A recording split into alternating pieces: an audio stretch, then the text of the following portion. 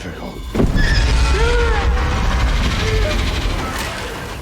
So far, the progression of Monarch Legacy of Monsters has been genuinely impressive, with each new episode surpassing the previous one. Admittedly, the initial few episodes left me questioning the show's overall direction, but in the last few episodes, the show has finally picked up its pace and has been a roller coaster of character-driven narratives and emotional depth that held my attention tight. But last week's installment was particularly noteworthy, skillfully delving into the evolving relationship between Bill Randa and Keiko Miura, impacting Lee Shaw, who gracefully stepped back to allow Bill and Keiko to shape Monarch according to their vision. In the more contemporary timeline, Lee Shaw's attempt to seal the Hollow Earth portal which had engulfed Keiko took an unexpected turn, and the outcome saw Lee along with Kate and May inadvertently falling into the Hollow Earth's portal. And let me tell you, today's episode has undoubtedly raised the bar, making up for the woke-ass sappy shit they fed us in between. The second last episode of Monarch Legacy of Monsters Season 1 delivers massive surprises at every other scene, unveiling breathtaking plot twists as we approach the conclusion of the inaugural season. Titled Axis Mundi, Episode 9 immerses us in the highly anticipated Titan's realm as Lee and May embark on a quest to find Kate in the untamed wilderness. Simultaneously, the 50s timeline seamlessly weaves into the present day, offering a rather terrifying glimpse into Lee Shaw's life story. So without wasting another second, let's walk through that banger mysteries this episode solved for us to finally understand the broader spectrum of the Monsterverse. But before we go into our explanation, we have a very small request. If you like our content, please support us by subscribing to our channel. This is a small click for you, but for us it means a lot. Thank you, and let's begin.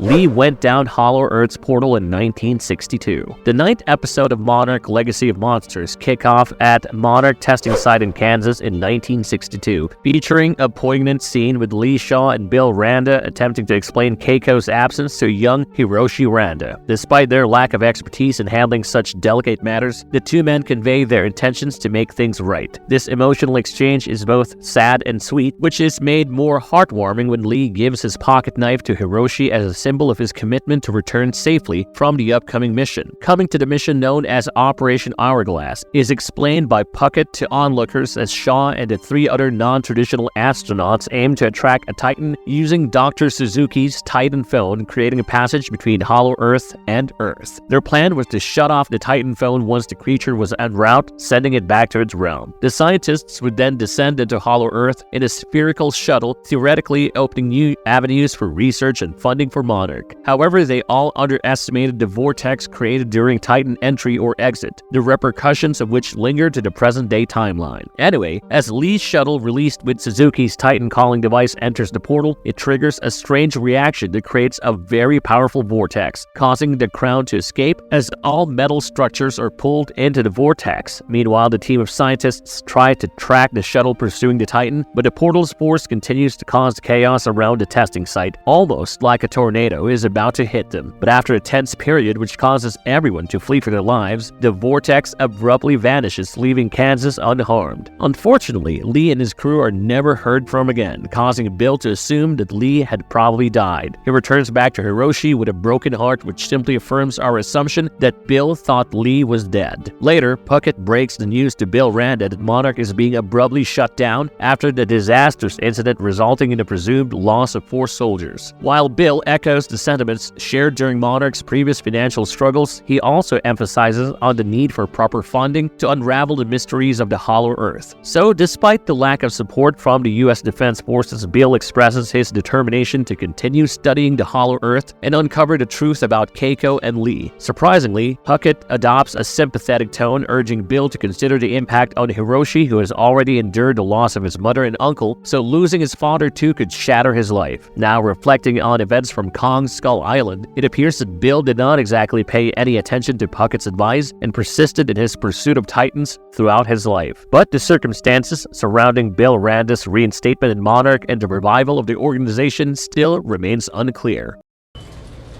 Where am I? Tokyo.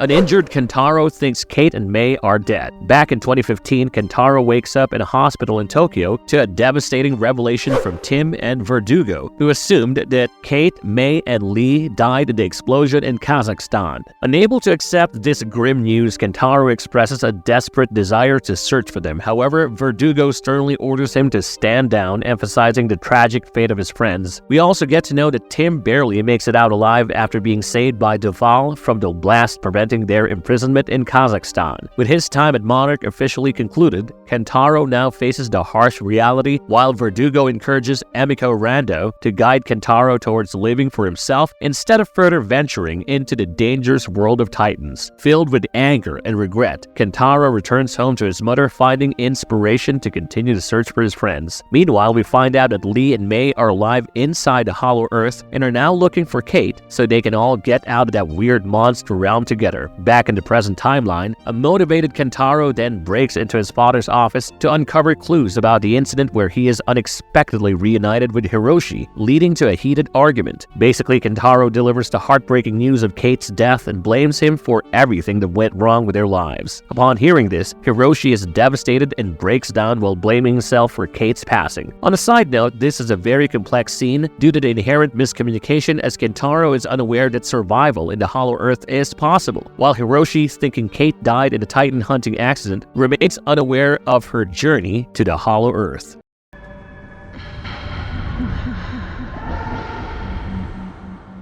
Lee, Mei, and Kate are now inside Hollow Earth. In a jump scene, we see an older Lee Shaw regain his consciousness in the peculiar Titan's subterranean universe, surrounded by towering, creaking trees and marveling at the vibrant colors in the sky while trying to avoid deadly electrical charges. Despite calling out for Kate, there is no response. Mei also finds herself in this bizarre world, but luckily Lee shields her from imminent danger as the ground lights up with an electrical charge. He then emphasizes on the urgency to move quickly and instructs Mei to follow his exact footsteps. In a casual yet ominous remark, Lee then mentions to Mei that time is not on their side and reveals his prior experience in this world, cautioning Mei about the peculiar time dynamics at play. While navigating through a field of lightning, they pause in areas deemed momentarily safe by Lee, who explains the aftermath of a closed rift, which is a lingering electrical charge resembling a lethal static shock that also affects vision. Lee also confirms catching Kate before their fall, even if he was uncertain regarding her survival. Then, in a pledge to keep Mei safe, Lee promises to protect them if she adheres to his instructions. Following this, they leave to find Kate after Lee acknowledged his lack of scientific expertise after emphasizing the ticking clock against them.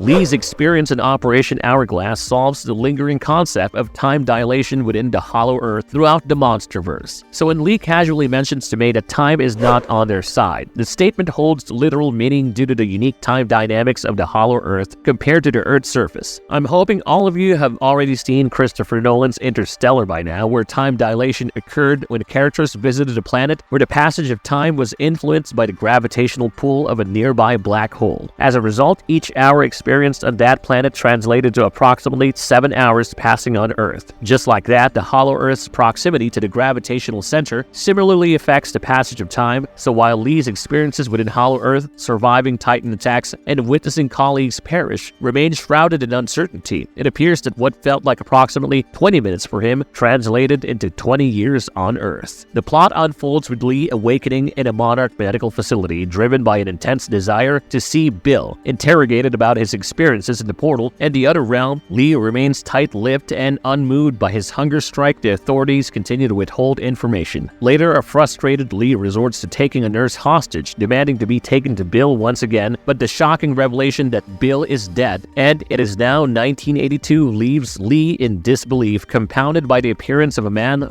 likely an adult Hiroshi Randa, who presents him with a pocket knife given to him during his childhood, causing Lee to faint. After recovering, Lee engages in a conversation with Hiroshi, who questions the logic-defying lack of aging during Lee's time in the portal. This is when he recounts the harrowing events from the crash landing to encountering Titans, highlighting the time disparity between the Titans realm and Earth. This twist also clarifies Kurt Russell's casting as a 90-year-old Lee Shaw, because the dude looks 60 at best. Anyways, despite Lee's heartfelt revelation, Hiroshi remains skeptical, whilst citing his father's descent into madness after Lee's disappearance as a reason not to trust him. Most importantly, Lee's plea for continued research and understanding of the foreign realm falls on deaf ears as Hiroshi, still grappling with grief, refuses any involvement with Titans because he thinks his entire childhood was ruined for this very reason. Plus, when he returns his pocket knife back to Lee, we get a good whiff of Hiroshi's stance. Subsequently, Lee is consigned to a retirement home monitored by MONARCH for decades, heavily medicated and essentially imprisoned. It is only when Godzilla reappears and G-Day footage captures his attention that Lee revolts. From that moment onward, he resists taking any more medication, marking a pivotal shift in his determination and resistance. Now, we also witnessed that the hospital where Lee is monitored turns out to be the place where Hiroshi once met Emiko, the same nurse who tried to give Lee a cookie and got held by the throat instead. Despite Hiroshi's initial reluctance to discuss Lee, it was actually Emiko who persuaded him not to blame Lee for his absence during the crucial years, further emphasizing on the logistical impossibility of Lee being present. The powerful scene between the displaced Lee Shaw and the relatively younger Hiroshi is truly a testament to masterful storytelling, coupled with a combination of production design, VFX, special effects, editing, and the use of slow motion captures the terror of the Hollow Earth. Even if we strip away the technical aspects, Wyatt Russell and Takahiro Hira's performances truly shine, conveying just the right amount of pain, doubt, animosity, regret, anger, and sadness with palpable intensity. It is sad what an A-class jerk Hiroshi was, because if it had helped Lee in any way, instead of having him committed at the MONARCH facility, Lee would not have lost over 30 years of his life. Unfortunately, Hiroshi never cared for the legacy that ruined most of his life and was nothing more than the MONARCH stooge even after witnessing Bill Rand's lifelong dedication to proving the existence of an underground ecosystem. He simply fails to grasp the relevance of MONARCH's continued existence and blames Keiko, Bill, and Lee for disrupting the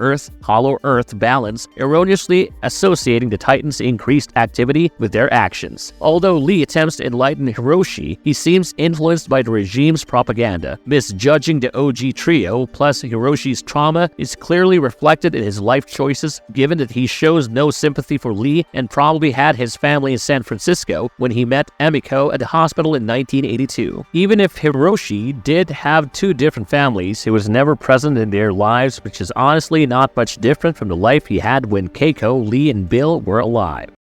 The episode ends with mind-bending revelations. Okay, so far I've made many assumptions about the upcoming episodes which had come true, but the best one yet surely has to be Keiko being alive inside the Hollow Earth. If you have seen episode 8's breakdown video, you'd know. Anyways, in the concluding scenes of MONARCH Legacy of Monsters episode 9, we see Kate waking up with a blurred vision and finding herself facing a peculiar and menacing wild hog-like titan in Hollow Earth. To her surprise, she is rescued by Keiko, her grandmother, who appears unchanged by time. She shoots the Titan with an arrow and saves Kate from a fatal destiny. Now, Kate, Lee, and May's arrival in Hollow Earth in 2015 unveils a revelation that not only does time pass differently in this realm, but the gateways between Hollow Earth and the mainland also serve as portals through time. While 56 years elapsed on the mainland between Keiko entering Hollow Earth and Kate's arrival, it appears that Keiko may have survived by herself for only a few days in this otherworldly environment. On a side note, this twist involving time dilation is very similar to a concept attempted in Ant-Man and the Wasp, which sort of got tanked, but somehow MONARCH manages to execute it seamlessly. Preserving the emotional impact of the revelation, this idea of time dilation in the Monsterverse was previously introduced in Kong Skull Island when Hank Marlowe mentioned that the villagers on Skull Island did not age. Given that Skull Island is considered as an extension of Hollow Earth, the slowdown in aging aligns quite logically. However, the narrative raises a potential inconsistency when Dr. Nathan Lind, Dr. Eileen Andrews, Maya Simmons, and others from Apex Cybernetics and MONARCH entered Hollow Earth with Kong, experiencing events seemingly in real time without time dilation. This aspect poses a question about whether it is a plot hole or if it will be addressed in future movies or episodes of the show, leaving us in anticipation for answers.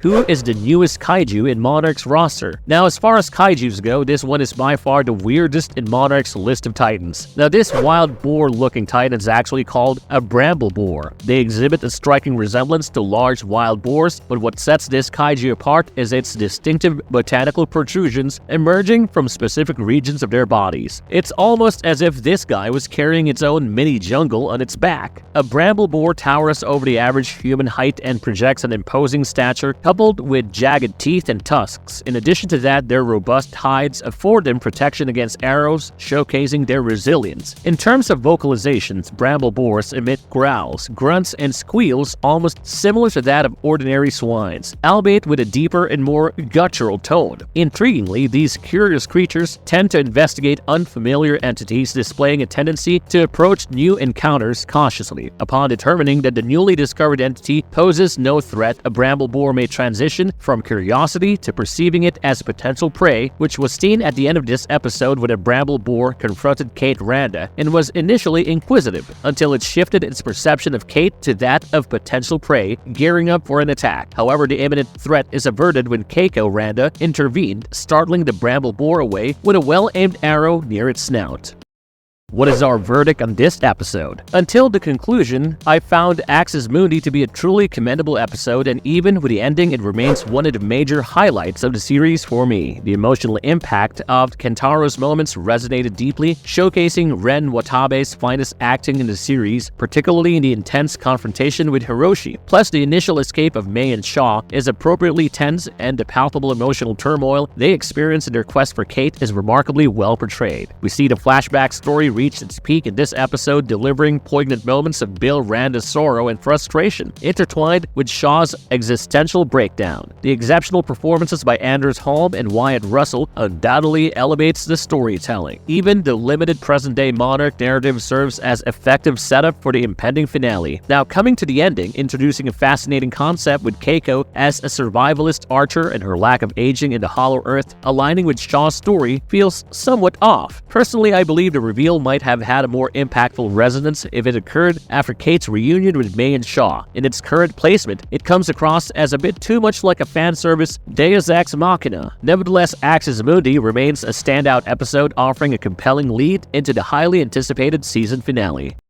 What can we expect in the season finale of Monarch Legacy of Monsters? So the overall exploration of the Hollow Earth throughout the series, where Titans roam freely, establishes a strong connection with Godzilla vs. Kong and the upcoming installment in the Monsterverse, Godzilla x Kong: The New Empire. While the series has provided peripheral links to franchise films, notably with 2014's Godzilla, it still stands out as almost self-contained. The anticipation lies in whether the finale and subsequent films will weave into the events of this season. The mid-season teaser from Monarch clearly hints at a reunion of Mei, Kate, Lee Shaw, and Keiko in Hollow Earth. Their plan probably involves escaping in the same vessel Lee used to arrive in Hollow Earth back in 1962, and you can verify this if you pause the moment in the trailer at exactly 1:02, which reveals Mei, Kate, Lee, and Keiko in the transport Lee utilized to enter Hollow Earth in 1962, suggesting their journey back to mainland Earth through a gateway. The teaser also implied Godzilla battling the Ion Dragon within Hollow Earth as Lee, Kate, and others make their escape, so I am most definitely giddying for it. But the intriguing question arises regarding the timeline they end up in, whether it aligns with 2015, potentially setting up Monarch Season 2, or if they find themselves in the present-day events of the Monsterverse aligning with Godzilla x Kong: The New Empire. Well, if you ask me, the former scenario holds more promise, finally offering the possibility of a rather problematic Hiroshi Randa reuniting with his mother. How about you guys? What are your theories for the upcoming season finale? Let us know in the comments down below. And as always, if you like the content, don't forget to leave a like and subscribe to us if you haven't already. Have a good one and be safe. Thanks, everyone.